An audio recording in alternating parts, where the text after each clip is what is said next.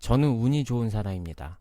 다음 중에 말씀드릴 세 가지 운 중에 하나라도 없으면 지금의 저는 없었을 것 같습니다. 첫째, 책을 읽었는데 맥락을 제대로 이해하지 못한 회사원이었습니다. 둘째, 몸무게가 100kg이 넘어 고혈압 증세 직전까지 갔었습니다. 셋째, 작년까지 팀장으로 근무하다가 다시 팀원이 되었는지 9개월이 되었습니다. 이 중에 하나만 없어도 제 일을 사랑하는 사람이 되지 못했고 10km를 달릴 수 있는 사람이 되지 못했고 작가도 되지 못했습니다. 위 세 가지 행운을 일상의 좋은 방향으로 틀기 위해서 마법의 주문이 필요했습니다. 바로 헤매만큼 내 땅이라는 말이 저에게 필요했습니다. 이 말이 왜 필요하고 그리고 어떤 헤매미 있었는지 나누어 볼게요. 첫 번째 제 행운 이야기입니다. 저는 대학교 입학할 때 수능을 보았습니다. 수능 과목 중에 지금은 사라진 언어 영역이 있었습니다. 120점 만점인데 반을 조금 넘게 맞았습니다. 읽기가 너무 싫어서 수학을 좋아하게 되었고 과학 역시 좋아했습니다.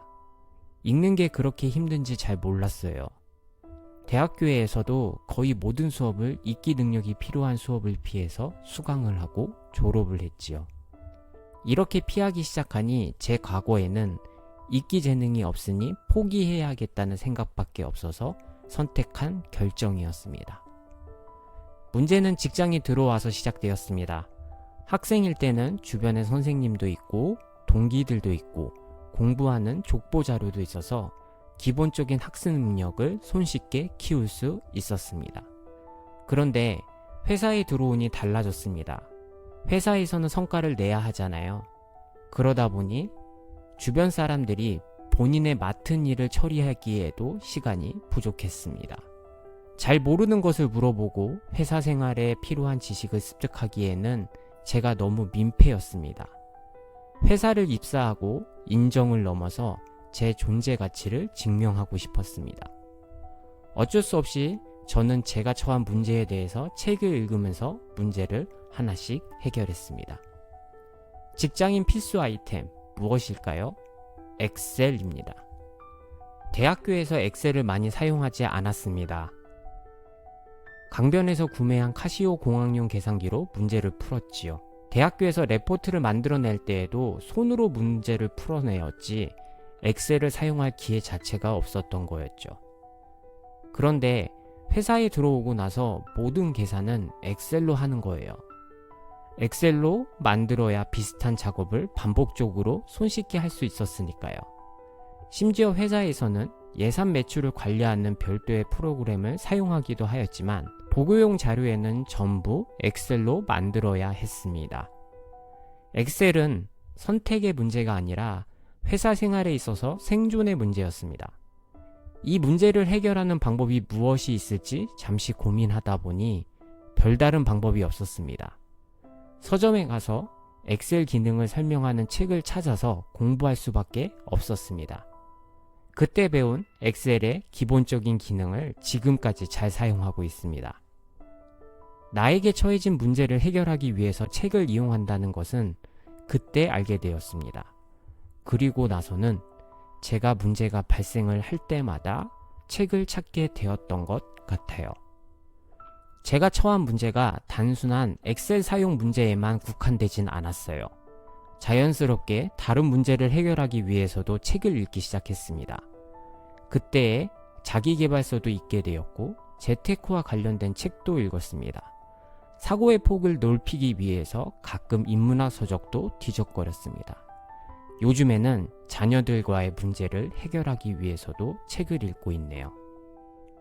그렇게 문제 해결을 위해서 책을 읽기 시작하니까 단순하게 제 문제에만 시선이 멈추지 않았어요. 책을 쓴 작가들의 다른 시선도 알게 되었고 회사 생활을 하면서 필요한 능력을 책을 통해서 하나씩 모아지기 시작했습니다. 뿐만 아니라 조금은 좋아진 문해력 덕분인지 일에서도 흐름을 잘 알게 되었습니다. 큰 흐름을 알게 되니 지금 이 순간에 뭐가 중요한 상황인지도 알게 되면서 우선순위에 맞추어서 업무도 처리하게 되었지요.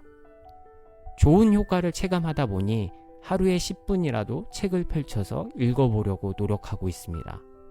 점심을 먹고 쉬는 시간이라든가 잠자기 전에 침대에 누워서 책을 잠시 펼치기도 합니다. 이러한 습관을 만들려고 지금도 꾸준하게 노력하고 있습니다. 이제 두 번째 행운입니다. 바로 운동입니다. 고등학교 때까지는 체육 시간이 있잖아요. 그 시간에 농구도 하고 축구도 했습니다. 그러다 보니 기본적인 운동량을 채웠지요. 대학생일 때에도 취미로 가졌던 농구를 하느라 예전보다는 줄었지만 운동을 했습니다. 문제는 회사 생활을 시작하고 나서였어요. 학교처럼 규칙적으로 그리고 반강제적으로 운동할 수 있는 환경이 아니었습니다. 성인이다 보니 각자 알아서 관리해야 했던 거였죠. 본인이 선택하고 책임을 져야 한다는 사실을 잊고 있었습니다. 몸이 건강하다는 생각이 있어서 그런지 관리해야겠다는 생각 자체가 부족했습니다. 밤 늦게까지 야근을 하고 회사에는 늘 의자에 앉아서 시간을 보내야 했습니다. 그때에는 콜라를 너무 좋아해서 해외에서 근무를 하다가 목이 마르면 무조건 콜라를 마셨습니다. 콜라, 달콤하잖아요. 그 달콤함의 유혹을 이기지 못하고 스트레스를 받으면 한 캔씩 까서 먹었습니다. 또 해외 근무에서 스트레스를 받았을 때 푸는 방법이 마땅하지 못했습니다. 그래서 먹는 방법으로 스트레스를 풀었습니다. 지금도 식탐이 있지만 그때에는 먹는 것에 더 민감했습니다. 배가 고프면 신경이 날카로워지잖아요. 먹으면 포만감으로 기분이 좋아지니 배가 부르다 못해서 더 이상 못 먹겠다는 생각이 들 정도로 먹었습니다. 그것에 대한 결과는 몸무게와 혈압 수치로 돌아오더라고요. 처음에 직장 생활을 시작했을 때에는 28인치 허리로 시작하였던 것이 얼마 전까지만 하더라도 38인치의 바지가 허리띠가 없어도 아주 잘 맞았습니다. 이렇게 늘어난 몸무게에도 저는 정신을 제대로 차리지 못했어요. 아직 내가 시작하지 않아서 그렇지 뭐. 한번 시작하면 나는 다시 날씬한 몸으로 돌아갈 수 있을 거야. 라는 자만을 했지요. 더불어서 나에게 딱 6개월만 주어지면, 아니 한 달만 다시 주어진다 그러면 원래 몸무게로 돌아갈 수 있을 거야. 라는 과한 자신감도 보였지요. 그렇게 5년 이상 지냈던 것 같아요. 고쳐야 할 필요성이나 결과물이 눈에 보이지 않으니 그냥 먹는 것에 대한 즐거움을 쉽사리 포기하기 힘들었어요. 그러다가 건강검진을 받았는데 과체중, 혈압, 위험한 당뇨 수치까지. 걱정이 덜컥 되더라고요. 혹시 제가 잘못되면 남은 가족들에 대한 걱정이 들기 시작했습니다. 사랑하는 사람과 결혼을 하고 나니 책임감이라는 무게가 생각보다 더 무거웠습니다. 건강 측면에서는 아직 의견이 분분하지만 저는 간헐적 단식으로 체중을 줄이기 시작했습니다. 사실 이때에도 달리기를 시작했는데 무릎과 발목이 버티질 못했어요. 그래서 스쿼트도 조금 하고 간헐적 단식을 했어요. 먹는 것을 너무 좋아하는데 끊으려고 하니까 고통이 보통이 아니었습니다. 아침을 안 먹는 공복으로 유지하고 점심을 잘 먹고 저녁은 7시 이전에 먹으려고 노력했어요. 그렇게 하면서 서서히 체중이 빠지기 시작했습니다. 체중이 빠지니 다른 의욕이 생겼습니다. 운동을 해야 된다는 마음을 가지게 되었던 것이었죠. 이때 작은 운이 작용했습니다. 주변의 사람들이 달리기를 하는데 그 달리기가 너무 좋다는 거예요. 그 주변 사람들이 자기 개발에 진심인 분들을 만난 건 진짜 행운이었습니다. 그분들이 달리기를 하면서 일상이 좋아졌다는 간증이 이어지면서도 저는 잘 모르겠는데 라는 의심을 하게 되었지요. 하지만 저도 속는 셈 치고 그 사람들을 믿고 달리기 시작했습니다. 그렇게 시작한 달리기를 시작한 지 벌써 1년 6개월 정도 흘렀네요. 달리기를 하면서 일상이 변했어요. 건강을 조금씩 되찾으면서 참는 능력도 올라갔고 목표에 집중하는 능력이 좋아지고 혼자 생각하는 능력도 좋아졌어요. 제 일상에 좋은 점들이 하나 둘씩 생기면서 지금까지는 잘 달리지 못했지만 꾸준하게 달리길 수 있다는 자신감도 생기게 되었습니다. 혼자 하는 것보다는 같이 하는 힘도 느끼게 되었죠. 그렇게 제 일상이 좋은 방향으로 이동하는 느낌이었습니다. 나중에 기회가 되면 이 이야기는 별도 영상으로 만들어 볼게요. 마지막 세 번째 운입니다. 저는 2008년에 회사에 입사했습니다. 그리고 지금까지 한 회사를 다니고 있습니다. 요즘에 경제가 좋지 않다고 하는데 왜 이리 퇴사하고 싶을까요? 아마도 올해 초 인사발령이 팀장에서 보직 해임이 되면서 그랬던 것 같아요. 회사에서는 나름대로 인정을 받았다고 믿었습니다.